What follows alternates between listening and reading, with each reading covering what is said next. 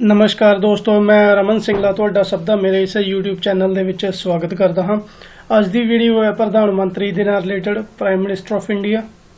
इस दे विच आपां पढ़ांगे prime minister की हुंदा है, उस दियां शक्तियां की हुंदियां ने, उस द्वारा किहड़ियां अपॉइंटमेंट्स ने जो नियुक्तियां ने कीतियां जांदियां ने, ਅਤੇ इस दे विच आपां प्राइम मिनिस्टर नाल रिलेटेड कुछ MCQ ने, शॉर्ट क्वेश्चन ने, ऑब्जेक्टिव टाइप वो भी करांगे। तो वीडियो शुरू करते हैं। इस वीडियो ਨੂੰ शुरू ਕਰਨ ਤੋਂ ਪਹਿਲਾਂ अगर ਤੁਸੀਂ ਹਲੇ तक मेरे चैनल ਨੂੰ सब्सक्राइब नहीं किया है तो चैनल ਨੂੰ ਜ਼ਰੂਰ सब्सक्राइब करो ਅਤੇ ਨਾਲ ही बैल आइकन ਦੇ ਉੱਪਰ ਜ਼ਰੂਰ क्लिक करो, जिस ਦੇ ਨਾਲ ਤੁਹਾਨੂੰ मेरी हर आने वाली वीडियो का नोटिफिकेशन है नाल मिलता रहेगा। तो वीडियो शुरू करते हैं। अज दी प्राइम मिनिस्टर ऑफ इंडिया। दोस्तों ਅਸੀਂ पढ़िया है कि ਸਾਡੇ इंडिया ਦੇ ਵਿੱਚ ਇੱਕ पार्लीमेंटरी सिस्टम है। पार्लीमेंटरी सिस्टम ਦੇ ਵਿੱਚ ਕੀ ਹੁੰਦਾ है? पार्लीमेंटरी सिस्टम ਦੇ ਵਿੱਚ ਕੀ है? पार्लीमेंट ਨੂੰ ਚਲਾਉਣ ਦੇ ਲਈ ਸੈਂਟਰ ਦੇ ਵਿੱਚ ਸੰਸਦ ਨੂੰ ਚਲਾਉਣ ਦੇ ਲਈ ਇੱਕ ਹੈੱਡ ਹੁੰਦਾ ਹੈ ਜਿਸ ਨੂੰ ਆਪਾਂ ਰਾਸ਼ਟਰਪਤੀ ਕਹਿੰਦੇ ਆ, ਪ੍ਰੈਜ਼ੀਡੈਂਟ।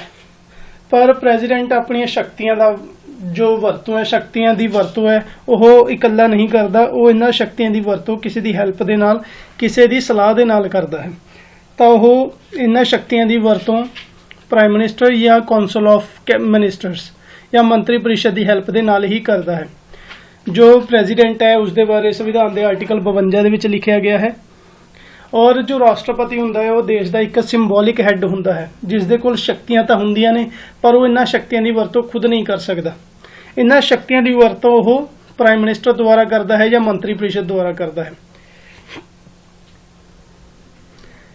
जो प्राइम मिनिस्टर है उसके बारे संविधान के आर्टिकल 75 के लिखा गया है। प्रधानमंत्री बारे आर्टिकल 75 ਦੇ ਵਿੱਚ ਲਿਖਿਆ ਗਿਆ ਹੈ ਕਿ ਇੱਕ ਮੰਤਰੀ ਪਰਿਸ਼ਦ ਹੋਵੇਗੀ ਤੇ ਉਸ ਦਾ ਜੋ ਹੈੱਡ ਹੋਵੇਗਾ ਉਹ ਪ੍ਰਾਈਮ ਮਿਨਿਸਟਰ ਹੋਵੇਗਾ ਅਤੇ ਜੋ ਉਹ ਐਕਚੁਅਲ ਦੇ ਵਿੱਚ ਜੋ ਵੀ ਸ਼ਕਤੀਆਂ ਨੇ ਰਾਸ਼ਟਰਪਤੀ ਦੀਆਂ ਉਹਨਾਂ ਦੀ ਵਰਤੋਂ ਪ੍ਰਧਾਨ ਮੰਤਰੀ ਦੁਆਰਾ ਕੀਤੀ ਜਾਂਦੀ ਹੈ।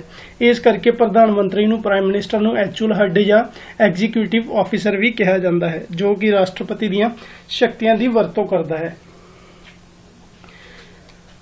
प्रधानमंत्री एक तरीके का सलाहकार भी होंदा है, राष्ट्रपति का मुख्य तौर के उत्ते सलाहकार होंदा है अते वो ही मंत्री परिषद का हैड होंदा है।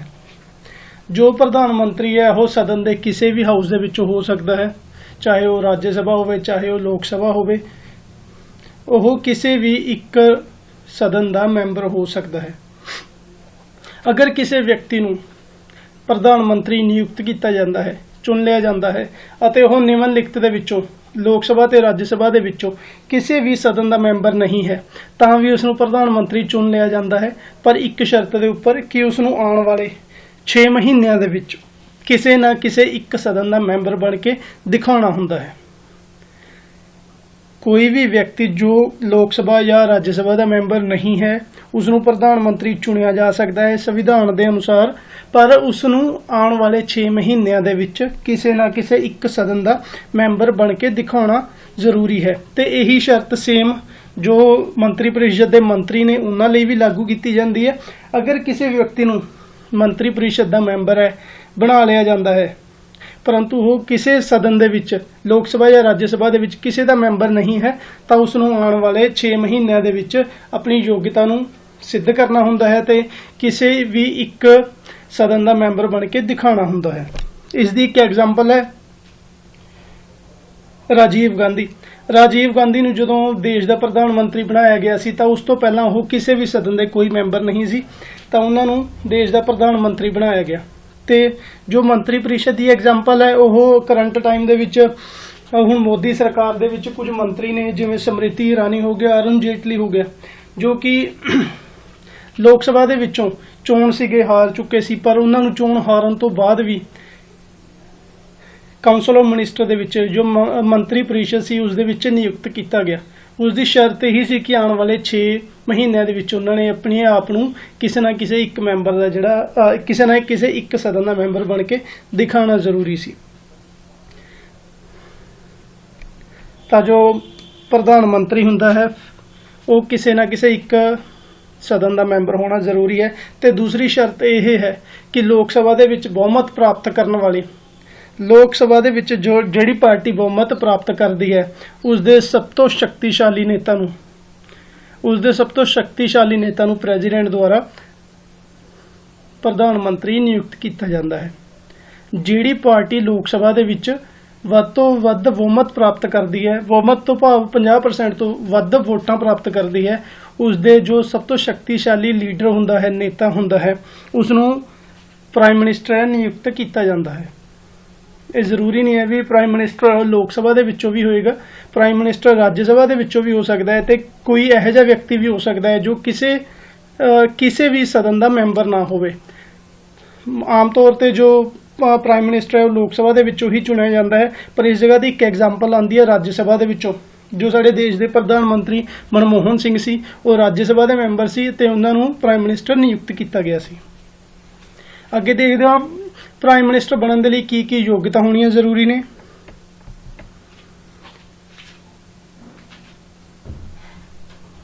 ਸੰਵਿਧਾਨ ਦੇ ਆਰਟੀਕਲ 84 ਦੇ ਵਿੱਚ ਉਹ ਕੁਝ ਮੁੱਖ ਕੁਆਲੀਫਿਕੇਸ਼ਨ ਨੇ, ਯੋਗਤਾਵਾਂ ਨੇ ਲਿਖੀਆਂ ਗਈਆਂ ਨੇ ਜੋ ਕਿ ਕਿਸੇ ਵਿਅਕਤੀ ਲਈ ਜ਼ਰੂਰੀ ਨੇ ਪਾਰਲੀਮੈਂਟ ਦਾ ਮੈਂਬਰ ਹੋਣ ਦੇ ਲਈ।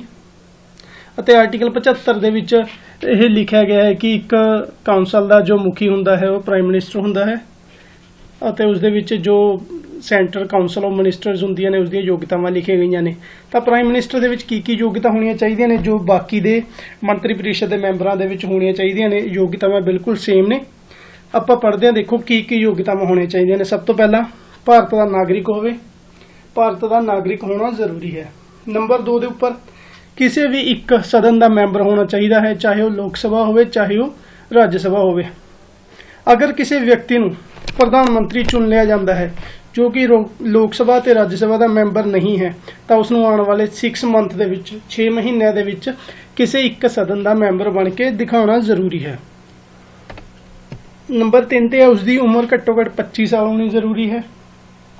ਤਾਂ ਕਈ ਵਾਰ ਇਹ ਕੁਐਸਚਨ ਪੇਪਰ ਦੇ ਵਿੱਚ ਪੁੱਛਿਆ ਜਾਂਦਾ ਹੈ ਕਿ ਪ੍ਰਧਾਨ ਮੰਤਰੀ ਹੋਣ ਦੇ ਲਈ ਬਣਨ ਦੇ ਲਈ ਘੱਟੋ ਘੱਟ ਉਮਰ ਕਿੰਨੀ ਜ਼ਰੂਰੀ ਹੈ। ਤਾਂ ਇਸ ਦੇ ਵਿੱਚ ਆਪਾਂ ਨੇ ਪੜ੍ਹਿਆ ਹੈ ਕਿ ਪ੍ਰਧਾਨ ਮੰਤਰੀ ਬਣਨ ਦੇ ਲਈ ਘੱਟੋ ਘੱਟ ਕਿਸੇ ਇੱਕ ਸਦਨ ਦਾ ਮੈਂਬਰ ਹੋਣਾ ਜ਼ਰੂਰੀ ਹੈ, ਚਾਹੇ ਉਹ ਲੋਕ ਸਭਾ ਹੋਵੇ ਚਾਹੇ ਉਹ ਰਾਜ ਸਭਾ ਹੋਵੇ। ਤਾਂ ਅਸੀਂ ਪੜ੍ਹਦੇ ਹਾਂ ਕਿ ਲੋਕ ਸਭਾ ਦਾ ਮੈਂਬਰ ਬਣਨ ਦੇ ਲਈ ਘੱਟੋ ਘੱਟ ਉਮਰ 25 ਸਾਲ ਹੋਣਾ ਜ਼ਰੂਰੀ ਹੈ। ਤਾਂ ਇਸ ਦਾ ਆਨਸਰ ਹੋਏਗਾ ਕਿ ਪ੍ਰਧਾਨ ਮੰਤਰੀ ਬਣਨ ਦੇ ਲਈ ਵੀ ਘੱਟੋ ਘੱਟ ਉਮਰ 25 ਸਾਲ ਹੋਣਾ ਜ਼ਰੂਰੀ ਹੈ। ਅਗਰ ਕੋਈ ਵਿਅਕਤੀ ਜੋ ਕਿ ਲੋਕ ਸਭਾ ਦੇ ਵਿੱਚੋਂ ਦੇਸ਼ ਦਾ ਪ੍ਰਧਾਨ ਮੰਤਰੀ ਚੁਣਿਆ ਜਾਂਦਾ ਹੈ ਤਾਂ ਉਸ ਦੀ ਉਮਰ ਘੱਟੋ ਘੱਟ 25 ਸਾਲ ਹੋਣੀ ਜ਼ਰੂਰੀ ਹੈ। ਅਗਰ ਕੋਈ ਵਿਅਕਤੀ ਰਾਜ ਸਭਾ ਦੇ ਵਿੱਚੋਂ ਦੇਸ਼ ਦਾ ਪ੍ਰਧਾਨ ਮੰਤਰੀ ਚੁਣਿਆ ਜਾਂਦਾ ਹੈ ਤਾਂ ਉਸ ਦੀ ਉਮਰ ਘੱਟੋ ਘੱਟ 30 ਸਾਲ ਹੋਣੀ ਜ਼ਰੂਰੀ ਹੈ। ਨੰਬਰ 4 ਤੇ ਆ ਗਿਆ, ਉਹ ਕਿਸੇ ਵੀ ਲਾਭ ਦੇ ਪਦ ਦੇ ਉੱਪਰ ਨਾ ਹੋਵੇ। ਕਿਸੇ ਵੀ ਲਾਭ ਦੇ ਪਦ ਦੇ ਉੱਪਰ ਨਹੀਂ ਹੋਣਾ ਚਾਹੀਦਾ। ਅਗਰ ਉਹ ਪਹਿਲਾਂ ਤੋਂ ਕਿਸੇ ਹੋਰ ਮਿਨਿਸਟਰ ਦੀ ਪੋਸਟ ਦੇ ਉੱਪਰ ਹੈ, ਕਿਸੇ ਹੋਰ ਮਿਨਿਸਟਰ ਦੀ ਪੋਸਟ ਦੇ ਉੱਪਰ ਹੈ, ਮੰਨ ਲਓ ਜਿਵੇਂ ਕਿਸੇ ਸਟੇਟ ਦਾ CM ਹੈ, ਮੁੱਖ ਮੰਤਰੀ ਹੈ, ਤਾਂ ਜਦੋਂ ਉਹ ਸ਼ਪਥ ਲਏਗਾ ਤਾਂ ਉਹ ਆਪਣੀ ਪਹਿਲਾਂ ਵਾਲੀ ਜਿਹੜੀ ਜੌਬ ਹੈ ਜਾਂ ਪਹਿਲਾਂ ਵਾਲਾ ਜਿਹੜਾ ਅਹੁਦਾ ਉਸ ਤੋਂ ਤਿਆਗ ਦੇ ਦੇਵੇਗਾ। ਤਾਂ ਇਹ ਕੁਝ ਯੋਗਤਾਵਾਂ ਨੇ ਜੋ ਕਿ ਪ੍ਰਾਈਮ ਮਿਨਿਸਟਰ ਹੋਣ ਦੇ ਲਈ ਜ਼ਰੂਰੀ ਨੇ। ਉਸ ਤੋਂ ਅੱਗੇ ਆਪਾਂ ਦੇਖਦੇ ਹਾਂ ਕਿ ਪ੍ਰਧਾਨ ਮੰਤਰੀ ਸਹੁੰ ਕਦੋਂ ਚੁੱਕਦਾ ਹੈ, ਕਿਸ ਦੇ ਸਮਾਨ ਚੁੱਕਦਾ ਹੈ, ਤੇ ਉਸ ਦਾ ਜੋ ਕਾਰਜਕਾਲ ਹੈ ਉਹ ਕਿਸ ਤਰੀਕੇ ਦਾ ਹੁੰਦਾ ਹੈ। ਔਥ ਸਹੁੰ ਚੁੱਕਣਾ, ਜੋ ਪ੍ਰਧਾਨ ਮੰਤਰੀ ਹੈ ਉਹ ਰਾਸ਼ਟਰਪਤੀ ਦੀ ਉਪਸਥਿਤੀ ਦੇ ਵਿੱਚ ਹੀ ਸਹੁੰ ਚੁੱਕਦਾ ਹੈ। ਪ੍ਰਧਾਨ ਮੰਤਰੀ ਨੂੰ ਸਹੁੰ ਰਾਸ਼ਟਰਪਤੀ ਦੁਆਰਾ ਹੀ ਚੁਕਾਈ ਜਾਂਦੀ ਹੈ। ਤੇ ਉਸ ਤੋਂ ਬਾਅਦ ਆਉਂਦਾ ਹੈ ਕਾਰਜਕਾਲ। ਕਾਰਜਕਾਲ ਦੇ ਵਿੱਚ ਆਉਂਦਾ ਹੈ ਜੋ ਪ੍ਰਧਾਨ ਮੰਤਰੀ ਦਾ ਕਾਰਜਕਾਲ ਹੁੰਦਾ ਹੈ ਉਹ 5 ਸਾਲ ਹੁੰਦਾ ਹੈ। ਪਰ ਇਸ ਦੇ ਨਾਲ ਇੱਕ ਗੱਲ ਹੋਰ ਵੀ ਜ਼ਰੂਰੀ ਹੈ ਕਿ ਜੋ ਪ੍ਰਧਾਨ ਮੰਤਰੀ ਦਾ ਕਾਰਜਕਾਲ ਹੁੰਦਾ ਹੈ ਉਹ ਰਾਸ਼ਟਰਪਤੀ ਦੀ ਇੱਛਾ ਅਨੁਸਾਰ ਹੁੰਦਾ ਹੈ। ਇਸ ਤੋਂ ਭਾਵ ਕੀ ਹੈ? ਰਾਸ਼ਟਰਪਤੀ ਦੀ ਇੱਛਾ ਅਨੁਸਾਰ ਤੋਂ ਭਾਵ ਰਾਸ਼ਟਰਪਤੀ ਦੀ ਇੱਛਾ ਅਨੁਸਾਰ ਤੋਂ ਭਾਵ ਹੈ ਕਿ ਜਦੋਂ ਤੱਕ ਰਾਸ਼ਟਰਪਤੀ ਦਾ ਵਿਸ਼ਵਾਸ ਪ੍ਰਧਾਨ ਮੰਤਰੀ ਨੂੰ ਪ੍ਰਾਪਤ ਹੈ ਉਦੋਂ ਤੱਕ ਉਹ ਆਪਣੇ ਪਦ ਦੇ ਉੱਪਰ ਰਹਿ ਸਕਦਾ ਹੈ। ਅਗਰ ਇਹਨਾਂ 5 ਸਾਲਾਂ ਤੋਂ ਪਹਿਲਾਂ ਕਿਸੇ ਵੀ ਸਮੇਂ ਅਵਿਸ਼ਵਾਸ ਪ੍ਰਸਤਾਵ ਹੈ ਜਿਹੜਾ ਪੇਸ਼ ਕੀਤਾ ਜਾਂਦਾ ਹੈ ਤਾਂ ਪ੍ਰਧਾਨ ਮੰਤਰੀ ਨੂੰ ਉਸ ਦੇ ਅਹੁਦੇ ਤੋਂ 5 ਸਾਲ ਤੋਂ ਪਹਿਲਾਂ ਵੀ ਹਟਾਇਆ ਜਾ ਸਕਦਾ ਹੈ। ਇਸ ਕਰਕੇ ਪ੍ਰਧਾਨ ਮੰਤਰੀ ਬਣਿਆ ਰਹਿਣ ਦੇ ਲਈ ਉਹਨਾਂ 5 ਸਾਲਾਂ ਦੇ ਵਿੱਚ ਪ੍ਰਧਾਨ ਮੰਤਰੀ ਨੂੰ ਲੋਕ ਸਭਾ ਦੇ ਵਿੱਚ ਆਪਣਾ ਬਹੁਮਤ ਹੈ ਜਿਹੜਾ ਹਮੇਸ਼ਾ ਹਾਸਿਲ ਕਰਨਾ ਜ਼ਰੂਰੀ ਹੈ। ਅਗਰ ਉਹਨਾਂ 5 ਸਾਲਾਂ ਤੋਂ ਪਹਿਲਾਂ ਪ੍ਰਧਾਨ ਮੰਤਰੀ ਬਹੁਮਤ ਖੋ ਦਿੰਦਾ ਹੈ ਜਾਂ ਉਸਦੀ ਜੋ ਸਰਕਾਰ ਹੈ ਉਸਦੀ ਜੋ ਪਾਰਟੀ ਹੈ ਅਗਰ ਬਹੁਮਤ ਖੋ ਦਿੰਦੀ ਹੈ ਤਾਂ ਪ੍ਰਧਾਨ ਮੰਤਰੀ ਨੂੰ ਉਸਦੀ ਪੋਸਟ ਤੋਂ ਹਟਾਇਆ ਜਾ ਸਕਦਾ ਹੈ। ਤਾਂ ਇਸ ਕਰਕੇ ਇਸ ਕੁਐਸਚਨ ਦਾ ਆਨਸਰ ਹੋਏਗਾ ਰਾਸ਼ਟਰਪਤੀ ਦੀ ਇੱਛਾ ਅਨੁਸਾਰ ਜਾਂ 5 ਸਾਲ। ਅਗਰ ਰਾਸ਼ਟਰਪਤੀ ਦੇ ਵਿਸ਼ਵਾਸ ਦੇ ਵਿਚਕਾਰ ਉਹ ਰਹਿੰਦੇ ਹੋਏ ਪੂਰਾ ਕੰਮ ਕਰਦਾ ਹੈ ਤਾਂ ਉਸਦਾ ਕਾਰਜਕਾਲ ਹੋਏਗਾ 5 ਸਾਲ। ਉਸ ਤੋਂ ਬਾਅਦ ਅੱਗੇ ਆਉਂਦੇ ਨੇ ਪ੍ਰਧਾਨ ਮੰਤਰੀ ਦੇ ਕੰਮ ਅਤੇ ਸ਼ਕਤੀਆਂ। ਰਾਸ਼ਟਰਪਤੀ ਦੀਆਂ ਜੋ ਵੀ ਸ਼ਕਤੀਆਂ ਨੇ ਉਸ ਦਾ ਮੁੱਖ ਤੌਰ ਤੇ ਪ੍ਰਯੋਗ ਹੈ ਜੋ ਪ੍ਰਧਾਨ ਮੰਤਰੀ ਦੁਆਰਾ ਹੀ ਕੀਤਾ ਜਾਂਦਾ ਹੈ। ਰਾਸ਼ਟਰਪਤੀ ਆਪਣੀਆਂ ਇੰਨਾ ਸ਼ਕਤੀਆਂ ਦਾ ਪ੍ਰਯੋਗ ਇਕੱਲੇ ਨਹੀਂ ਕਰ ਸਕਦਾ। ਰਾਸ਼ਟਰਪਤੀ ਇੰਨਾ ਸ਼ਕਤੀਆਂ ਦਾ ਉਪਯੋਗ ਹੈ ਉਹ ਪ੍ਰਧਾਨ ਮੰਤਰੀ ਦੀ ਹੈਲਪ ਦੇ ਨਾਲ ਹੀ ਕਰਦਾ ਹੈ। ਤਾਂ ਇਸ ਦੇ ਵਿੱਚ ਅੱਗੇ ਆਪਾਂ ਪੜਾਂਗੇ ਪ੍ਰਧਾਨ ਮੰਤਰੀ ਦੀਆਂ ਕੀ ਸ਼ਕਤੀਆਂ ਹੁੰਦੀਆਂ ਨੇ। ਇਸ ਤੋਂ ਪਹਿਲਾਂ ਆਪਾਂ ਇਹ ਦੇਖਦੇ ਹਾਂ ਕਿ ਪ੍ਰਧਾਨ ਮੰਤਰੀ ਦਾ ਆਪਾਂ ਨੇ ਪੜ੍ਹ ਲਿਆ, ਉਸ ਦਾ ਕਾਰਜਕਾਲ ਕਿੰਨੇ ਵਾਰ ਹੋ ਸਕਦਾ ਹੈ, ਉਸ ਦੇ ਲਈ ਘੱਟੋ ਘੱਟ ਉਮਰ ਕਿੰਨੀ ਹੋ ਸਕਦੀ ਹੈ। ਘੱਟੋ ਘੱਟ ਉਮਰ ਸੀ 25 ਸਾਲ। ਤਾਂ ਇਸ ਦੇ ਵਿੱਚ ਇੱਕ ਲਾਈਨ ਹੋਰ ਐਡ ਹੁੰਦੀ ਹੈ ਕਿ ਵੱਧ ਤੋਂ ਵੱਧ ਉਮਰ ਕਿੰਨੀ ਹੋ ਸਕਦੀ ਹੈ। ਪਰ ਆਪਣੇ ਦੇਸ਼ ਦੇ ਵਿੱਚ ਜੋ ਵੀ ਕੋਈ ਵੀ ਨੇਤਾ ਹੈ ਉਸ ਦਾ ਬਣਨ ਦੇ ਲਈ ਘੱਟੋ ਘੱਟ ਯੋਗਤਾ ਜ਼ਰੂਰ ਹੈ, ਪਰ ਵੱਧੋ ਵੱਧ ਉਮਰ ਕੋਈ ਵੀ ਨਹੀਂ ਹੈ, ਚਾਹੇ ਉਹ ਰਾਸ਼ਟਰਪਤੀ ਹੋਵੇ, ਚਾਹੇ ਲੋਕ ਸਭਾ ਹੋਵੇ, ਚਾਹੇ ਰਾਜ ਸਭਾ ਹੋਵੇ। ਜਿੰਨੀਆਂ ਵੀ ਮਿਨਿਸਟਰ ਦੀਆਂ ਜ਼ਿਆਦਾਤਰ ਪੋਸਟ ਨੇ ਉਹਦੇ ਵਿੱਚ ਜੋ ਅਪਰ ਏਜ ਲਿਮਿਟ ਹੈ ਉਹ ਨਹੀਂ ਦਿੱਤੀ ਗਈ। ਅਗਰ ਗੱਲ ਕਰੀਏ ਦੂਸਰੀਆਂ ਪੋਸਟਸ ਦੀ, ਜਿਵੇਂ ਸੁਪਰੀਮ ਕੋਰਟ ਦੇ ਜੱਜ ਹੋ ਗਏ, ਇਹਨਾਂ ਸਭ ਦੇ ਲਈ ਜੋ ਇੱਕ ਏਜ ਲਿਮਿਟ ਹੈ, ਅਪਰ ਏਜ ਲਿਮਿਟ ਹੈ ਉਹ ਦਿੱਤੀ ਗਈ ਹੈ। ਪਰ ਮਿਨਿਸਟਰ ਹੋਣ ਦੇ ਲਈ, ਚਾਹੇ ਉਹ ਰਾਸ਼ਟਰਪਤੀ ਹੋਵੇ, ਪ੍ਰਧਾਨ ਮੰਤਰੀ ਹੋਵੇ, ਚਾਹੇ ਲੋਕ ਸਭਾ ਜਾਂ ਰਾਜ ਸਭਾ ਦਾ ਮੈਂਬਰ ਹੋਵੇ, ਉਸ ਦੇ ਲਈ ਕੋਈ ਵੀ ਅਪਰ ਲਿਮਿਟ ਨਹੀਂ ਹੋ ਸਕਦੀ। ਅਤੇ ਕੋਈ ਵੀ ਵਿਅਕਤੀ ਕਿੰਨੇ ਵਾਰ ਪ੍ਰਧਾਨ ਮੰਤਰੀ ਬਣ ਸਕਦਾ ਹੈ ਇਸ ਦੀ ਵੀ ਕੋਈ ਲਿਮਿਟ ਨਹੀਂ ਹੈ। ਕੋਈ ਵਿਅਕਤੀ ਜਦੋਂ ਤੱਕ ਉਸ ਨੂੰ ਬਹੁਮਤ ਹਾਸਲ ਹੁੰਦਾ ਰਹੇਗਾ ਉਹ ਪ੍ਰਧਾਨ ਮੰਤਰੀ ਬਣ ਸਕਦਾ ਹੈ। ਤੇ ਇੱਕ ਆਂਦਾ ਲਾਸਟ ਦੇ ਵਿੱਚ ਤਿਆਗ ਪੱਤਰ। ਪ੍ਰਧਾਨ ਮੰਤਰੀ ਅਗਰ ਆਪਣੀ ਪੋਸਟ ਤੋਂ ਅਸਤੀਫਾ ਦਿੰਦਾ ਹੈ ਜਾਂ ਤਾਂ ਉਹ ਅਸਤੀਫਾ ਕਿਸ ਨੂੰ ਦੇਵੇਗਾ। ਤਾਂ ਜੋ ਪ੍ਰਧਾਨ ਮੰਤਰੀ ਹੈ ਅਗਰ ਤਿਆਗ ਪੱਤਰ ਦੇਣਾ ਹੈ ਤਾਂ ਉਹ ਤਿਆਗ ਪੱਤਰ ਹਮੇਸ਼ਾ ਰਾਸ਼ਟਰਪਤੀ ਨੂੰ ਹੀ ਦੇਵੇਗਾ। ਇਸ ਦੇ ਵਿੱਚ ਇੱਕ ਹੋਰ ਪੁਆਇੰਟ ਆਉਂਦਾ ਸੈਲਰੀ। ਪ੍ਰਧਾਨ ਮੰਤਰੀ ਦੀ ਸੈਲਰੀ ਕਿੰਨੀ ਹੁੰਦੀ ਹੈ। ਪ੍ਰਧਾਨ ਮੰਤਰੀ ਨੂੰ ਵੀ ਸੈਲਰੀ ਬਾਕੀ ਮੰਤਰੀ ਪਰਿਸ਼ਦ ਦੇ ਮੰਤਰੀਆਂ ਜਿੰਨੀ ਹੀ ਦਿੱਤੀ ਜਾਂਦੀ ਹੈ, ਪਰ ਫਰਕ ਸਿਰਫ ਇੰਨਾ ਹੁੰਦਾ ਹੈ ਇਸ ਦੇ ਕੁਝ ਭੱਤੇ ਹੁੰਦੇ ਨੇ ਜਿਹੜੇ ਉਹ ਅਲੱਗ ਤੋਂ ਐਡ ਕੀਤੇ ਜਾਂਦੇ ਨੇ। ਸੈਲਰੀ ਪ੍ਰਧਾਨ ਮੰਤਰੀ ਦੀ ਬਾਕੀ ਮੰਤਰੀ ਪਰਿਸ਼ਦ ਦੇ ਮੈਂਬਰਾਂ ਦੇ ਬਰਾਬਰ ਹੀ ਹੁੰਦੀ ਹੈ, ਪਰ ਇਸ ਦੇ ਵਿੱਚ ਕੁਝ ਭੱਤੇ ਨੇ ਜਿਹੜੇ ਐਕਸਟਰਾ ਐਡ ਕੀਤੇ ਜਾਂਦੇ ਨੇ। ਤਾਂ ਇਸ ਜਗ੍ਹਾ ਤੇ ਇੱਕ ਪੁਆਇੰਟ ਹੋਰ ਬਣਦਾ ਕਿ ਜੋ ਮੰਤਰੀ ਪਰਿਸ਼ਦ ਦੇ ਮੰਤਰੀ ਹੁੰਦੇ ਨੇ ਇਹਨਾਂ ਦੀ ਸੈਲਰੀ ਕੌਣ ਤੈਅ ਕਰਦਾ ਹੈ। ਮੰਤਰੀ ਪਰਿਸ਼ਦ ਦੇ ਮੰਤਰੀਆਂ ਦੀ ਸੈਲਰੀ ਹੈ ਜੋ ਸੰਸਦ ਦੁਆਰਾ ਤੈਅ ਕੀਤੀ ਜਾਂਦੀ ਹੈ। ਸੰਸਦ ਦੇ ਮੈਂਬਰ ਹੀ ਆਪਣੀ ਸੈਲਰੀ ਖੁਦ ਹੀ ਤੈਅ ਕਰਦੇ ਨੇ। ਤਾਂ ਇਸ ਦੇ ਵਿੱਚ ਅੱਗੇ ਆਪਾਂ ਦੇਖਦੇ ਹਾਂ ਹੁਣ ਮੰਤਰੀ ਦੇ, ਪ੍ਰਧਾਨ ਮੰਤਰੀ ਦੇ ਕੀ ਕੰਮ ਹੁੰਦੇ ਨੇ। ਪ੍ਰਧਾਨ ਮੰਤਰੀ ਦੇਸ਼ ਦੇ ਜਿੰਨੇ ਵੀ ਕੰਮ ਹੁੰਦੇ ਨੇ, ਜੋ ਮੁੱਖ ਕੰਮ ਹੁੰਦੇ ਨੇ, ਉਹਨਾਂ ਨੂੰ ਅਲੱਗ-ਅਲੱਗ ਮੰਤਰੀਆਂ ਦੇ ਵਿੱਚ ਡਿਵਾਈਡ ਕਰ ਦਿੰਦਾ ਹੈ।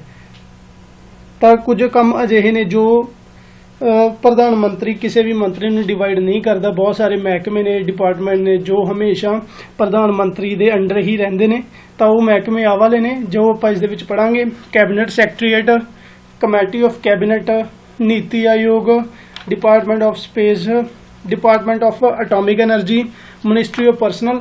ਇਹ ਸਾਰੇ ਡਿਪਾਰਟਮੈਂਟ ਨੇ ਜੋ ਹਮੇਸ਼ਾ ਪ੍ਰਧਾਨ ਮੰਤਰੀ ਦੇ ਅੰਡਰ ਹੀ ਹੁੰਦੇ ਨੇ। ਪ੍ਰਧਾਨ ਮੰਤਰੀ ਇਹਨਾਂ ਅਹੁਦਿਆਂ ਦੇ ਉੱਪਰ ਕਿਸੇ ਵੀ ਮੰਤਰੀ ਨੂੰ ਨਿਯੁਕਤ ਨਹੀਂ ਕਰਦਾ। ਤੇ ਕੁਝ ਹੋਰ ਡਿਪਾਰਟਮੈਂਟ ਜਿਨ੍ਹਾਂ ਦੇ ਉੱਤੇ ਰਾਸ਼ਟਰਪਤੀ ਪ੍ਰਧਾਨ ਮੰਤਰੀ ਦੀ ਸਲਾਹ ਦੇ ਨਾਲ ਨਿਯੁਕਤੀਆਂ ਕਰਦਾ ਹੈ, ਉਹ ਡਿਪਾਰਟਮੈਂਟ ਆਪਾਂ ਅੱਗੇ ਪੜ੍ਹਦੇ ਹਾਂ। ਇਹ ਆ ਗਈਆਂ ਪ੍ਰਧਾਨ ਮੰਤਰੀ ਦੀਆਂ ਸ਼ਕਤੀਆਂ ਜਾਂ ਕੰਮ ਕਹਿ ਸਕਦੇ ਹਾਂ। ਪ੍ਰਧਾਨ ਮੰਤਰੀ ਦੀ ਸਲਾਹ ਦੇ ਨਾਲ ਹੀ ਰਾਸ਼ਟਰਪਤੀ ਇਹਨਾਂ ਸਾਰੀਆਂ ਪੋਸਟਸ ਦੇ ਉੱਪਰ ਹੈ ਜੋ ਵਿਅਕਤੀਆਂ ਨੂੰ ਨਾਮਜ਼ਦ ਕਰਦੇ ਨੇ, ਜੋ ਅਪਾਇੰਟ ਕਰਦੇ ਨੇ। ਸਭ ਤੋਂ ਪਹਿਲਾਂ ਆ ਗਿਆ chief election commissioner. Election commissioner ਨੇ ਜੋ ਉਹਨਾਂ ਦੀ ਨਿਯੁਕਤੀ ਉਹ ਵੀ ਰਾਸ਼ਟਰਪਤੀ ਦੁਆਰਾ ਕੀਤੀ ਜਾਂਦੀ ਹੈ, ਪਰ ਕਿਸ ਦੀ ਸਲਾਹ ਦੇ ਉੱਤੇ? ਪ੍ਰਾਈਮ ਮਿਨਿਸਟਰ ਦੀ ਸਲਾਹ ਦੇ ਉੱਤੇ। ਜੋ ਕੈਗ ਹੈ, ਕੰਟਰੋਲਰ ਤੇ ਆਡਿਟ ਜਨਰਲ, ਉਸ ਦੀ ਨਿਯੁਕਤੀ ਵੀ ਪ੍ਰਧਾਨ ਮੰਤਰੀ ਦੀ ਸਲਾਹ ਦੇ ਉੱਪਰ ਹੀ ਰਾਸ਼ਟਰਪਤੀ ਦੁਆਰਾ ਕੀਤੀ ਜਾਂਦੀ ਹੈ। ਤਾਂ ਉਸ ਤੋਂ ਬਾਅਦ UPSC ਦੇ ਚੇਅਰਪਰਸਨ ਨੇ ਜਾਂ ਉਸਦੇ ਮੈਂਬਰਾਂ ਦੀ ਨਿਯੁਕਤੀ ਉਹ ਵੀ ਰਾਸ਼ਟਰਪਤੀ ਦੁਆਰਾ ਕੀਤੀ ਜਾਂਦੀ ਹੈ, ਪਰ ਪ੍ਰਧਾਨ ਮੰਤਰੀ ਦੇ ਕਹਿਣ ਦੇ ਉੱਤੇ ਉਸਦੀ ਸਲਾਹ ਦੇ ਉੱਪਰ ਕੀਤੀ ਜਾਂਦੀ ਹੈ। ਫਾਈਨਾਂਸ ਕਮਿਸ਼ਨ, ਨੀਤੀ ਆਯੋਗ, ਜਿਸ ਦਾ ਵਰਣਨ ਸੰਵਿਧਾਨ ਦੇ ਆਰਟੀਕਲ 280 ਦੇ ਵਿੱਚ ਦਿੱਤਾ ਗਿਆ ਹੈ। ਇਸ ਦਾ ਜੋ ਮੁਖੀ ਹੁੰਦਾ ਹੈ ਉਹ ਵੀ ਪ੍ਰਧਾਨ ਮੰਤਰੀ ਹੀ ਹੁੰਦਾ ਹੈ, ਅਤੇ ਇਸ ਦੇ ਜੋ ਮੈਂਬਰਾਂ ਦੀ ਨਿਯੁਕਤੀ ਹੈ ਉਹ ਵੀ ਪ੍ਰਧਾਨ ਮੰਤਰੀ ਦੁਆਰਾ ਰਾਸ਼ਟਰਪਤੀ ਦੇ ਕਹਿਣ ਤੇ ਹੀ ਕੀਤੀ ਜਾਂਦੀ ਹੈ। ਅਟਾਰਨੀ ਜਨਰਲ ਆਫ ਇੰਡੀਆ, ਜਿਸ ਨੂੰ ਪ੍ਰੈਜ਼ੀਡੈਂਟ ਦਾ ਸਲਾਹਕਾਰ ਵੀ ਕਿਹਾ ਜਾਂਦਾ ਹੈ, ਉਸ ਦੀ ਨਿਯੁਕਤੀ ਵੀ ਹੈ ਪ੍ਰਧਾਨ ਮੰਤਰੀ ਦੀ ਸਲਾਹ ਦੇ ਅਨੁਸਾਰ ਰਾਸ਼ਟਰਪਤੀ ਦੁਆਰਾ ਹੀ ਕੀਤੀ ਜਾਂਦੀ ਹੈ। ਤਾਂ ਇਹ ਬਹੁਤ ਸਾਰੀਆਂ ਨਿਯੁਕਤੀਆਂ ਨੇ ਜੋ ਰਾਸ਼ਟਰਪਤੀ ਦੁਆਰਾ ਤਾਂ ਕੀਤੀਆਂ ਜਾਂਦੀਆਂ ਨੇ, ਪਰ ਇਹ ਪ੍ਰਾਈਮ ਮਿਨਿਸਟਰ ਦੀ ਸਲਾਹ ਤੋਂ ਬਿਨਾਂ ਨਹੀਂ ਕੀਤੀਆਂ ਜਾਂਦੀਆਂ। ਉਸ ਤੋਂ ਬਾਅਦ ਪ੍ਰਧਾਨ ਮੰਤਰੀ ਹੋਰ ਕਿਹੜੇ-ਕਿਹੜੇ ਕੰਮ ਕਰਦਾ ਹੈ? ਮੰਤਰੀ ਪਰਿਸ਼ਦ ਦਾ ਗਠਨ, ਮੰਤਰੀ ਪਰਿਸ਼ਦ ਦੇ ਜੋ ਵਿਅਕਤੀਆਂ ਦੀ ਮੈਂਬਰਾਂ ਦੀ ਨਿਯੁਕਤੀ ਹੈ ਉਹ ਵੀ ਪ੍ਰਧਾਨ ਮੰਤਰੀ ਦੀ ਸਲਾਹ ਦੇ ਨਾਲ ਹੀ ਰਾਸ਼ਟਰਪਤੀ ਦੁਆਰਾ ਕੀਤੀ ਜਾਂਦੀ ਹੈ। ਤਾਂ ਦੇਸ਼ ਦੇ ਵਿੱਚ ਦੂਸਰੇ ਨੰਬਰ ਤੇ ਆਉਂਦਾ ਹੈ ਵਿਕਾਸ ਦੇ ਕੰਮ। ਤਾਂ ਦੇਸ਼ ਦੇ ਵਿੱਚ ਜੋ ਵੀ ਡਿਵੈਲਪਮੈਂਟ ਦੇ ਕੰਮ ਹੋ ਰਹੇ ਨੇ ਉਹ ਵੀ ਪ੍ਰਧਾਨ ਮੰਤਰੀ ਦੀ ਅਗਵਾਈ ਦੇ ਵਿੱਚ ਮੰਤਰੀ ਪਰਿਸ਼ਦ ਦੇ ਜੋ ਵਿਅਕਤੀ ਨੇ, ਮੈਂਬਰ ਨੇ, ਉਹਨਾਂ ਦੁਆਰਾ ਕੀਤੇ ਜਾਂਦੇ ਨੇ।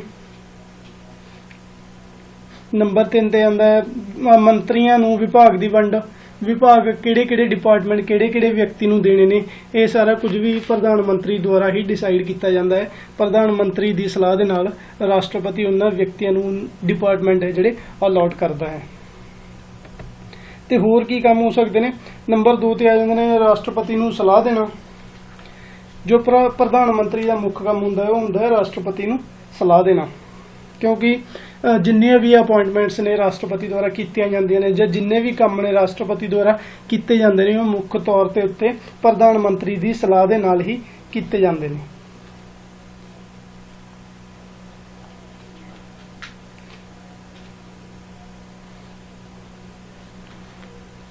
ਤਾਂ ਇਹ ਸੀਗੇ ਪ੍ਰਧਾਨ ਮੰਤਰੀ ਦੇ ਨਾਲ ਰਿਲੇਟਡ ਵੀਡੀਓ। ਤਾਂ ਅੱਗੇ ਪੜ੍ਹਦੇ ਹਾਂ ਆਪਾਂ ਕੁਝ MCQ, ਜਿਸ ਦੇ ਵਿੱਚ ਅਸੀਂ ਪੜ੍ਹਾਂਗੇ ਕਿ ਦੇਸ਼ ਦਾ ਪ੍ਰਧਾਨ ਮੰਤਰੀ ਹੈ ਸਭ ਤੋਂ ਲੰਬੇ ਸਮੇਂ ਤੱਕ ਕੌਣ ਰਿਹਾ, ਸਭ ਤੋਂ ਪਹਿਲੇ ਨੰਬਰ ਤੇ ਦੇਸ਼ ਦੇ ਪ੍ਰਧਾਨ ਮੰਤਰੀ ਕੌਣ ਸੀ, ਉਹ ਪ੍ਰਧਾਨ ਮੰਤਰੀ ਜਿਨ੍ਹਾਂ ਦਾ ਕਾਰਜਕਾਲ ਸਭ ਤੋਂ ਘੱਟ ਸੀ ਉਹ ਕੌਣ ਸੀ। ਤਾਂ ਇਹ ਸਾਰੇ ਕੁਐਸਚਨ ਆਪਾਂ ਪੜ੍ਹਾਂਗੇ ਅਗਲੀ ਵੀਡੀਓ ਦੇ ਵਿੱਚ। ਤਾਂ ਸ਼ੁਰੂ ਕਰਦੇ ਹਾਂ ਅੱਗੇ MCQ।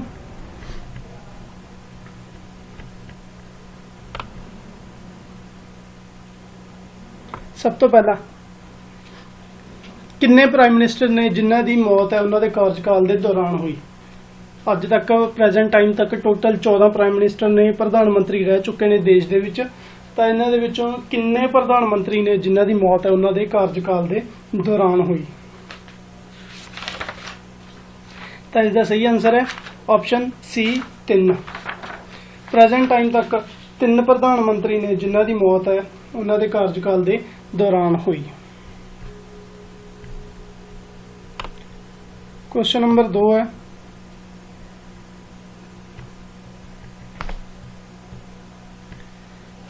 नीचे दिते गए विचों केड़ा प्रधान मंत्री सी जिसनों एक्टिंग प्रधान मंत्री के तौर पर बनाया गया सी? 2 बार बनाया गया, जवाहर लाल नेहरू और लाल बहादुर शास्त्री की मौत के बाद। साडे देश के पहले प्रधान मंत्री सीगे पंडित जवाहर लाल नेहरू, जिन्हां दा जन्म दिवस 14 नवंबर जिसनों कि चिल्ड्रन डे के उत्ते सैलीब्रेट किया जाता है। देश के पहले प्रधान मंत्री सी अते यही देश के पहले प्रधान मंत्री सी जो सब तो लंबे समय तक इस पद के उपर रहे, लगभग 17 साल के करीब। ਤਾਂ ਉਹ ਕਿਹੜੇ ਪ੍ਰਧਾਨ ਮੰਤਰੀ ਸੀ ਜਿਨ੍ਹਾਂ ਨੂੰ ਪੰਡਿਤ ਜਵਾਹਰ ਲਾਲ ਨਹਿਰੂ ਅਤੇ ਲਾਲ ਬਹਾਦੁਰ ਸ਼ਾਸਤਰੀ ਦੀ ਮੌਤ ਤੋਂ ਬਾਅਦ ਐਕਟਿੰਗ ਪ੍ਰਾਈਮ ਮਿਨਿਸਟਰ ਬਣਾਇਆ ਗਿਆ, ਜੋ ਅਸਲ ਦੇ ਵਿੱਚ ਪ੍ਰਧਾਨ ਮੰਤਰੀ ਨਹੀਂ ਬਣੇ, 2 ਵਾਰ ਐਕਟਿੰਗ ਪ੍ਰਾਈਮ ਮਿਨਿਸਟਰ ਰਹਿ ਚੁੱਕੇ ਨੇ। ਤਾਂ ਇਸ ਦਾ ਸਹੀ ਆਨਸਰ ਹੈ ਆਪਸ਼ਨ B ਗੁਲਜ਼ਾਰੀ ਲਾਲ ਨੰਦਾ। ਗੁਲਜ਼ਾਰੀ ਲਾਲ ਨੰਦਾ ਨੇ ਜੋ ਕਿ 2 ਵਾਰ ਐਕਟਿੰਗ ਪ੍ਰਾਈਮ ਮਿਨਿਸਟਰ ਦੇ ਤੌਰ ਦੇ ਉੱਤੇ ਪਦ ਸੰਭਾਲ ਚੁੱਕੇ ਨੇ। ਅਗਲਾ ਕੁਐਸਚਨ, ਨੀਚੇ ਦਿੱਤੇ ਗਏ ਦੇ ਵਿੱਚੋਂ ਕਿਹੜਾ ਪ੍ਰਧਾਨ ਮੰਤਰੀ ਹੈ ਸਿਆਚਿਨ ਗਿਆ ਸੀ? ਤਾਂ ਇਸ ਦਾ ਸਹੀ ਆਨਸਰ ਹੈ option A doctor Manmohan Singh. Doctor Manmohan Singh Siachen ਗਏ ਸੀ। ਨੰਬਰ 4, ਸੰਵਿਧਾਨ ਦੇ ਕਿਸ ਸ਼ੈਡਿਊਲ ਦੇ ਵਿੱਚ ਪ੍ਰਧਾਨ ਮੰਤਰੀ ਦੀ ਸ਼ਪਥ ਦਾ ਵਰਣਨ ਕੀਤਾ ਗਿਆ ਹੈ?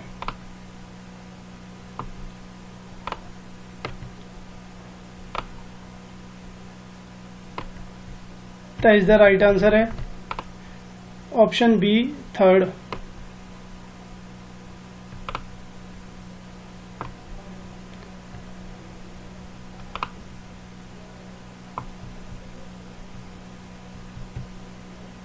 ਸੰਵਿਧਾਨ ਦੇ ਜੋ ਤੀਸਰੇ ਸ਼ੈਡਿਊਲ ਹੈ ਉਸ ਦੇ ਵਿੱਚ ਪ੍ਰਾਈਮ ਮਿਨਿਸਟਰ ਦੀ ਜੋ ਸ਼ਪਥ ਦਾ ਵਰਣਨ ਹੈ ਉਹ ਕੀਤਾ ਗਿਆ ਹੈ।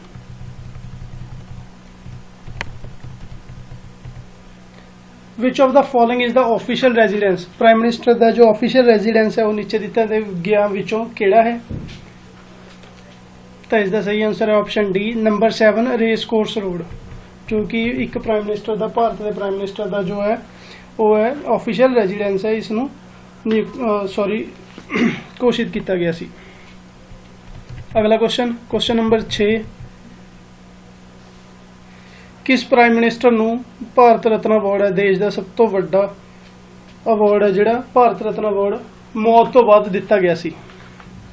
ਕਿਹੜੇ ਭਾਰਤ ਦੇ ਪਹਿਲੇ ਪ੍ਰਧਾਨ ਮੰਤਰੀ ਸੀ ਜਿਨ੍ਹਾਂ ਨੂੰ ਉਹਨਾਂ ਦੀ ਮੌਤ ਤੋਂ ਬਾਅਦ ਭਾਰਤ ਰਤਨ ਅਵਾਰਡ ਨਾਲ ਸਨਮਾਨਿਤ ਕੀਤਾ ਗਿਆ ਸੀ?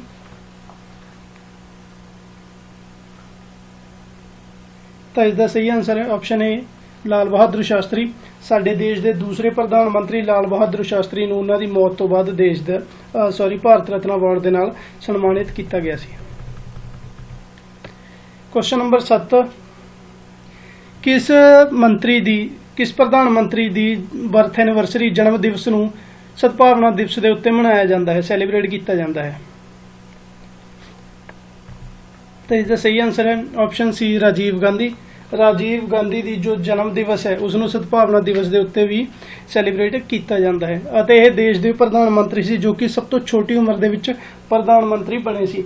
ਇਹ ਪ੍ਰਧਾਨ ਮੰਤਰੀ ਬਣਨ ਤੋਂ ਪਹਿਲਾਂ ਕਿਸੇ ਵੀ ਸਦਨ ਦੇ ਮੈਂਬਰ ਨਹੀਂ ਸੀ। ਇੰਦਰਾ ਗਾਂਧੀ ਦੀ ਮੌਤ ਤੋਂ ਬਾਅਦ ਇਹਨਾਂ ਨੂੰ ਦੇਸ਼ ਦਾ ਪ੍ਰਧਾਨ ਮੰਤਰੀ ਬਣਾਇਆ ਗਿਆ ਸੀ। ਅਗਲਾ question, who of the following did not hold any other cabinet post prior to becoming a prime minister? ਪ੍ਰਧਾਨ ਮੰਤਰੀ ਬਣਨ ਤੋਂ ਪਹਿਲਾਂ ਨੀਚੇ ਦਿੱਤੇ ਗਏ ਦੇ ਵਿੱਚੋਂ ਕਿਸ ਕੋਲ ਕੈਬਨਿਟ ਦਾ ਕੋਈ ਵੀ ਅਹੁਦਾ ਨਹੀਂ ਸੀ? ਤਾਂ ਇਸ ਦਾ ਆਨਸਰ ਮੈਂ ਤੁਹਾਨੂੰ ਪਹਿਲੇ ਕੁਐਸਚਨ ਦੇ ਵਿੱਚ ਦੱਸ ਕੇ ਹਟਿਆ, ਇਹ ਸੀਗੇ ਰਾਜੀਵ ਗਾਂਧੀ। ਰਾਜੀਵ ਗਾਂਧੀ ਪ੍ਰਧਾਨ ਮੰਤਰੀ ਬਣਨ ਤੋਂ ਪਹਿਲਾਂ ਕਿਸੇ ਵੀ ਸਦਨ ਦੇ ਮੈਂਬਰ ਨਹੀਂ ਸੀ। ਉਹ ਕਿਹੜੇ ਪ੍ਰਧਾਨ ਮੰਤਰੀ ਸੀ ਜਿਨ੍ਹਾਂ ਨੇ ਯੂਨੀਅਨ ਬਜਟ ਪੇਸ਼ ਕੀਤਾ ਸੀ? ਦੇਸ਼ ਦੇ ਪ੍ਰਧਾਨ ਮੰਤਰੀ ਨੇ ਕੌਣ ਸੀਗੇ ਜਿਨ੍ਹਾਂ ਨੇ ਯੂਨੀਅਨ ਬਜਟ ਪੇਸ਼ ਕੀਤਾ ਸੀ? ਤਾਂ ਉਹ ਸੀਗੇ ਆਪਸ਼ਨ ਏ, ਪੰਡਿਤ ਜਵਾਹਰ ਲਾਲ ਨਹਿਰੂ। ਸਾਡੇ ਦੇਸ਼ ਦੇ ਪਹਿਲੇ ਪ੍ਰਧਾਨ ਮੰਤਰੀ ਜਿਨ੍ਹਾਂ ਨੇ ਯੂਨੀਅਨ ਬਜਟ ਪੇਸ਼ ਕੀਤਾ ਸੀ।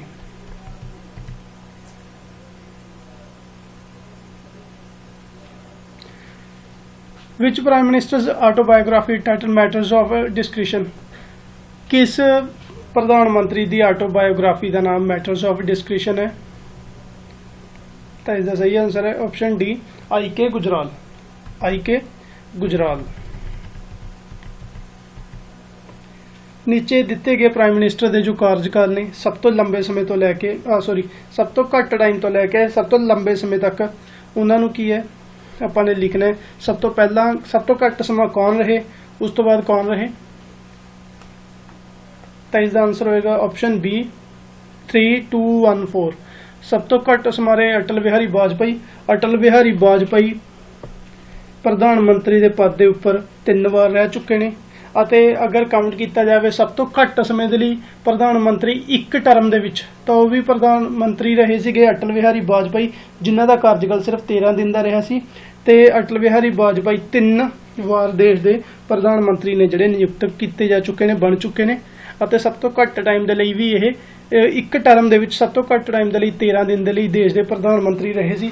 ਅਗਰ ਗੱਲ ਕਰੀਏ ਸਭ ਤੋਂ ਘੱਟ ਸਮੇਂ ਤੱਕ ਦੇਸ਼ ਦੇ ਪ੍ਰਧਾਨ ਮੰਤਰੀ ਰਹਿਣ ਦੀ, ਤਾਂ ਉਹ ਸੀਗੇ ਚਰਨ ਸਿੰਘ। ਚਰਨ ਸਿੰਘ ਸੀਗੇ ਸਭ ਤੋਂ ਘੱਟ ਸਮੇਂ ਦੇ ਲਈ ਦੇਸ਼ ਦੇ ਪ੍ਰਧਾਨ ਮੰਤਰੀ ਰਹੇ ਸੀ। ਅਗਰ ਇੱਕ ਟਰਮ ਦੇ ਵਿੱਚ ਗੱਲ ਕਰੀਏ ਤਾਂ ਉਹ ਸੀਗੇ ਅਟਲ ਬਿਹਾਰੀ ਵਾਜਪਾਈ, ਜੋ ਕਿ ਸਿਰਫ 13 ਦਿਨ ਦੇ ਲਈ ਦੇਸ਼ ਦੇ ਪ੍ਰਧਾਨ ਮੰਤਰੀ ਰਹੇ ਸੀ। ਤਾਂ ਸਭ ਤੋਂ ਘੱਟ ਸਮੇਂ ਦੇ ਲਈ ਅਟਲ ਬਿਹਾਰੀ ਵਾਜਪਾਈ, ਉਸ ਤੋਂ ਬਾਅਦ ਮਨਮੋਹਨ ਸਿੰਘ, ਤੀਸਰੇ ਨੰਬਰ ਤੇ ਇੰਦਰਾ ਗਾਂਧੀ, ਚੌਥੇ ਨੰਬਰ ਤੇ ਪੰਡਿਤ ਜਵਾਹਰ ਲਾਲ ਨਹਿਰੂ। ਪੰਡਿਤ ਜਵਾਹਰ ਲਾਲ ਨਹਿਰੂ 17 ਸਾਲ ਦੇ ਲਈ, ਇੰਦਰਾ ਗਾਂਧੀ 11 ਸਾਲ ਦੇ ਲਈ, ਮਨਮੋਹਨ ਸਿੰਘ 8 ਜਾਂ 9 ਸਾਲ ਦੇ ਕਰੀਬ। ਅਗਲੇ ਕੁਐਸਚਨ ਤੇ ਚੱਲਦੇ ਹਾਂ। ਭਾਰਤ ਦੇ ਪਹਿਲੇ ਜੋ ਪ੍ਰਧਾਨ ਮੰਤਰੀ ਸੀ ਉਹਨਾਂ ਨੂੰ ਸਹੁੰ ਸੀਗੀ ਕਿਸ ਦੇ ਦੁਆਰਾ ਚੁਕਾਈ ਗਈ ਸੀ? ਦੇਸ਼ ਦੇ ਪ੍ਰਧਾਨ ਮੰਤਰੀ ਨੂੰ ਸਹੁੰ ਰਾਸ਼ਟਰਪਤੀ ਦੁਆਰਾ ਹੀ ਚੁਕਾਈ ਜਾਂਦੀ ਹੈ, ਪਰ ਇਸ ਦਾ ਸਹੀ ਆਨਸਰ ਹੈ ਲਾਰਡ ਮਾਊਂਟਬੈਟਨ। ਭਾਰਤ ਦੇ ਜੋ ਪਹਿਲੇ ਪ੍ਰਧਾਨ ਮੰਤਰੀ ਸੀ ਉਹਨਾਂ ਨੂੰ ਸਹੁੰ ਲਾਰਡ ਮਾਊਂਟਬੈਟਨ ਦੁਆਰਾ ਚੁਕਾਈ ਗਈ ਸੀਗੀ, ਪਰ ਭਾਰਤ ਦੇ ਜੋ ਪਹਿਲੇ ਰਾਸ਼ਟਰਪਤੀ ਸੀ ਉਹ ਸੀ ਡਾਕਟਰ ਰਾਜਿੰਦਰ ਪ੍ਰਸਾਦ।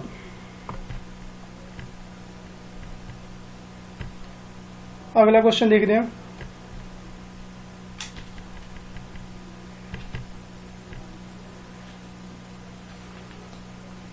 ਭਾਰਤ ਦੇ ਕਿੰਨੇ ਪ੍ਰਧਾਨ ਮੰਤਰੀ ਨੇ ਜਿਨ੍ਹਾਂ ਨੂੰ ਭਾਰਤ ਰਤਨ ਅਵਾਰਡ ਦੇ ਨਾਲ ਸਨਮਾਨਿਤ ਕੀਤਾ ਗਿਆ ਹੈ ਅੱਜ ਤੱਕ? ਅੱਜ ਤੱਕ ਭਾਰਤ ਦੇ ਕਿੰਨੇ ਪ੍ਰਧਾਨ ਮੰਤਰੀ ਨੇ ਜਿਨ੍ਹਾਂ ਨੂੰ ਭਾਰਤ ਰਤਨ ਅਵਾਰਡ ਦੇ ਨਾਲ ਸਨਮਾਨਿਤ ਕੀਤਾ ਗਿਆ ਹੈ? ਤੇ ਇਸ ਦਾ ਰਾਈਟ ਆਨਸਰ ਹੈ ਆਪਸ਼ਨ ਬੀ, 7। ਅੱਜ ਤੱਕ ਦੇਸ਼ ਦੇ 7 ਪ੍ਰਧਾਨ ਮੰਤਰੀ ਹੋਏ ਨੇ ਜਿਨ੍ਹਾਂ ਨੂੰ ਭਾਰਤ ਰਤਨ ਅਵਾਰਡ ਦੇ ਨਾਲ ਸਨਮਾਨਿਤ ਕੀਤਾ ਗਿਆ ਹੈ। ਸਭ ਤੋਂ ਪਹਿਲਾਂ ਮੌਤ ਤੋਂ ਬਾਅਦ ਜਿਸ ਨੂੰ ਸਨਮਾਨਿਤ ਕੀਤਾ ਗਿਆ ਸੀ ਉਹ ਸੀ ਡਾਕਟਰ ਲਾਲ ਬਹਾਦਰ ਸ਼ਾਸਤਰੀ, ਜੋ ਕਿ ਦੇਸ਼ ਦੇ ਦੂਸਰੇ ਪ੍ਰਧਾਨ ਮੰਤਰੀ ਸੀ। ਅਗਲਾ ਕੁਐਸਚਨ, ਇੰਡੀਆ ਦੇ ਉਹ ਕਿਹੜੇ ਪ੍ਰਧਾਨ ਮੰਤਰੀ ਸੀ ਜਿਨ੍ਹਾਂ ਨੂੰ ਪਾਕਿਸਤਾਨ ਦੇ ਸਭ ਤੋਂ ਉੱਚ ਸਿਵਿਲੀਅਨ ਅਵਾਰਡ ਦੇ ਨਾਲ ਸਨਮਾਨਿਤ ਕੀਤਾ ਗਿਆ ਸੀ? ਨਿਸ਼ਾਨ-ਏ-ਪਾਕਿਸਤਾਨ, ਪਾਕਿਸਤਾਨ ਦਾ ਸਭ ਤੋਂ ਉੱਚ ਜਿਹੜਾ ਸਿਵਿਲੀਅਨ ਆਨਰ ਹੈ ਉਸ ਦੇ ਨਾਲ ਸਨਮਾਨਿਤ ਕੀਤਾ ਗਿਆ ਸੀ। ਤਾਂ ਉਹ ਸੀ ਆਪਸ਼ਨ ਬੀ ਮੋਰਾਰਜੀ ਦੇਸਾਈ, ਜੋ ਕਿ ਦੇਸ਼ ਦੇ ਸਭ ਤੋਂ ਵੱਡੀ ਉਮਰ ਦੇ ਪ੍ਰਧਾਨ ਮੰਤਰੀ ਸੀਗੇ, ਬਣਾਏ ਗਏ ਸੀ ਪ੍ਰਧਾਨ ਮੰਤਰੀ ਮੋਰਾਰਜੀ ਦੇਸਾਈ। ਇਹਨਾਂ ਨੂੰ ਪਾਕਿਸਤਾਨ ਦੇ ਸਭ ਤੋਂ ਉੱਚ ਅਵਾਰਡ ਨਿਸ਼ਾਨ-ਏ-ਪਾਕਿਸਤਾਨ ਦੇ ਨਾਲ ਸਨਮਾਨਿਤ ਕੀਤਾ ਗਿਆ ਸੀ।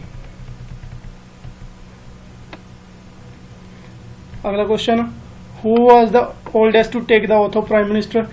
ਸਾਡੇ ਦੇਸ਼ ਦੇ ਉਹ ਪ੍ਰਧਾਨ ਮੰਤਰੀ ਜਿਨ੍ਹਾਂ ਨੇ ਸਭ ਤੋਂ ਜ਼ਿਆਦਾ ਉਮਰ ਦੇ ਵਿੱਚ ਪ੍ਰਧਾਨ ਮੰਤਰੀ ਦੇ ਤੌਰ ਤੇ ਸਹੁੰ ਚੁੱਕੀ ਸੀ। ਤਾਂ ਇਸ ਦਾ ਆਨਸਰ ਮੈਂ ਤੁਹਾਨੂੰ ਹੁਣੇ ਦੱਸ ਚੁੱਕਿਆ, ਮੋਰਾਰਜੀ ਦੇਸਾਈ। ਅਗਲਾ ਕੁਐਸਚਨ,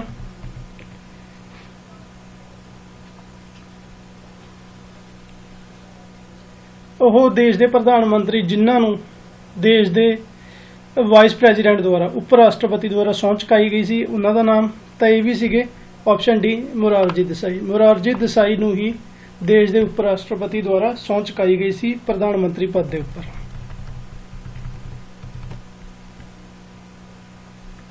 2011 ਦੇ ਵਿੱਚ ਭਾਰਤ ਦੇ ਕਿਹੜੇ ਪ੍ਰਧਾਨ ਮੰਤਰੀ ਨੂੰ ਆਨਰਡ ਕੀਤਾ ਗਿਆ ਸੀ ਬੰਗਲਾਦੇਸ਼ ਸਵਾਧੀਨਤਾ ਸਨਮਾਨਨ ਅਵਾਰਡ ਦੇ ਨਾਲ? ਬੰਗਲਾਦੇਸ਼ ਸਰਕਾਰ ਵੱਲੋਂ ਕਿਸ ਪ੍ਰਧਾਨ ਮੰਤਰੀ ਨੂੰ ਅਵਾਰਡ ਦਿੱਤਾ ਗਿਆ ਸੀ? ਤਾਂ ਇਹ ਸੀਗੀ ਆਪਸ਼ਨ ਬੀ ਇੰਦਰਾ ਗਾਂਧੀ। ਇੰਦਰਾ ਗਾਂਧੀ ਨੂੰ ਬੰਗਲਾਦੇਸ਼ ਸਰਕਾਰ ਵੱਲੋਂ 2011 ਦੇ ਵਿੱਚ ਉਹਨਾਂ ਦੀ ਮੌਤ ਤੋਂ ਬਾਅਦ ਸਨਮਾਨ ਦੇ ਨਾਲ ਘੋਸ਼ਿਤ ਕੀਤਾ ਗਿਆ ਸੀ। ਤਾਂ ਇਸ ਜਗ੍ਹਾ ਤੇ ਇੱਕ ਹੋਰ ਕੁਐਸਚਨ ਆਉਂਦਾ ਹੈ, ਉਪ ਪ੍ਰਧਾਨ ਮੰਤਰੀ। ਉਪ ਪ੍ਰਧਾਨ ਮੰਤਰੀ ਅਗਰ ਆਪਾਂ ਸੰਵਿਧਾਨ ਦੇ ਵਿੱਚ ਪੜ੍ਹੀਏ ਤਾਂ ਸੰਵਿਧਾਨ ਦੇ ਵਿੱਚ ਉਪ ਪ੍ਰਾਈਮ ਮਿਨਿਸਟਰ ਬਾਰੇ ਕੁਝ ਵੀ ਨਹੀਂ ਲਿਖਿਆ ਗਿਆ, ਕੋਈ ਪਦ ਨਹੀਂ ਹੈ। ਪਰ ਇਸ ਪਦ ਦੀ ਜੋ ਚੋਣ ਹੈ ਜਾਂ ਇਸ ਪਦ ਨੂੰ ਜੋ ਬਣਾਇਆ ਜਾਂਦਾ ਹੈ ਉਹ ਪ੍ਰਧਾਨ ਮੰਤਰੀ ਦੀ ਆਪਣੀ ਸਹੂਲਤ ਦੇ ਲਈ ਬਣਾਇਆ ਜਾਂਦਾ ਹੈ। ਕਿਸੇ ਟਾਈਮ ਦੇ ਉੱਪਰ ਪ੍ਰਧਾਨ ਮੰਤਰੀ ਜਦੋਂ ਮੌਜੂਦ ਨਹੀਂ ਹੁੰਦੇ ਤਾਂ ਉਹਨਾਂ ਦਾ ਜੋ ਕੰਮ ਹੈ ਉਸ ਨੂੰ ਕਰਨ ਦੇ ਲਈ ਡਿਪਟੀ ਪ੍ਰਾਈਮ ਮਿਨਿਸਟਰ ਜੋ ਉਸ ਨੂੰ ਬਣਾਇਆ ਜਾਂਦਾ ਹੈ। ਇਹ ਡਿਪਟੀ ਪ੍ਰਾਈਮ ਮਿਨਿਸਟਰ ਹਮੇਸ਼ਾ ਕੈਬਨਿਟ ਦਾ ਕੋਈ ਨਾ ਕੋਈ ਜੋ ਮੁੱਖ ਨੇਤਾ ਹੁੰਦਾ ਹੈ, ਮੁੱਖ ਤੌਰ ਤੇ ਹੋਮ ਮਿਨਿਸਟਰ ਜਾਂ ਫਾਈਨਾਂਸ ਮਿਨਿਸਟਰ ਨੂੰ ਦੇਸ਼ ਦਾ ਉਪ ਪ੍ਰਾਈਮ ਮਿਨਿਸਟਰ ਬਣਾਇਆ ਜਾਂਦਾ ਹੈ। ਤਾਂ ਸੰਵਿਧਾਨ ਦੇ ਵਿੱਚ ਉਪ ਪ੍ਰਧਾਨ ਮੰਤਰੀ ਬਾਰੇ ਕੁਝ ਵੀ ਨਹੀਂ ਲਿਖਿਆ ਗਿਆ, ਇਸ ਨੂੰ ਸਿਰਫ ਪ੍ਰਧਾਨ ਮੰਤਰੀ ਦੀ ਸਹੂਲਤ ਦੇ ਲਈ ਹੀ ਬਣਾਇਆ ਜਾਂਦਾ ਹੈ। ਤੇ ਜੋ ਭਾਰਤ ਦੇ ਪਹਿਲੇ ਉਪ ਪ੍ਰਧਾਨ ਮੰਤਰੀ ਸੀਗੇ ਉਹ ਸੀ ਸਰਦਾਰ ਵੱਲਭ ਭਾਈ ਪਟੇਲ। ਸਰਦਾਰ ਵੱਲਭ ਭਾਈ ਪਟੇਲ ਜਿਨ੍ਹਾਂ ਨੂੰ ਉਸ ਸਮੇਂ ਦੇ ਹੋਮ ਮਿਨਿਸਟਰੀ ਦਾ ਅਹੁਦਾ ਸੀਗਾ, ਮਿਲਿਆ ਹੋਇਆ ਸੀਗਾ। ਹੋਮ ਮਿਨਿਸਟਰੀ ਦੇ ਨਾਲ ਉਹ ਕੀ ਸੀਗੇ, ਦੇਸ਼ ਦੇ ਪਹਿਲੇ ਉਪ ਪ੍ਰਧਾਨ ਮੰਤਰੀ ਸੀਗੇ। ਤਾਂ ਉਪ ਪ੍ਰਧਾਨ ਮੰਤਰੀ ਦਾ ਜੋ ਅਹੁਦਾ ਹੈ ਉਹ ਮੁੱਖ ਤੌਰ ਤੇ ਹੋਮ ਮਿਨਿਸਟਰ ਜਾਂ ਫਾਈਨਾਂਸ ਮਿਨਿਸਟਰ ਜਾਂ ਕਿਸੇ ਵਿਸ਼ਵਾਸ ਪੱਤਰ ਜੋ ਕਿ ਮੁੱਖ ਨੇਤਾ ਹੁੰਦਾ ਹੈ ਉਸ ਨੂੰ ਦਿੱਤਾ ਜਾਂਦਾ ਹੈ। ਤਾਂ ਦੋਸਤੋ ਇਹ ਸੀ ਵੀਡੀਓ ਪ੍ਰਧਾਨ ਮੰਤਰੀ ਦੇ ਨਾਲ ਰਿਲੇਟਡ। ਅਗਰ ਤੁਹਾਨੂੰ ਵੀਡੀਓ ਵਧੀਆ ਲੱਗੀ ਤਾਂ ਵੀਡੀਓ ਨੂੰ ਸ਼ੇਅਰ ਜ਼ਰੂਰ ਕਰੋ, ਲਾਈਕ ਜ਼ਰੂਰ ਕਰੋ। Thank you so much for watching this video. Thank you.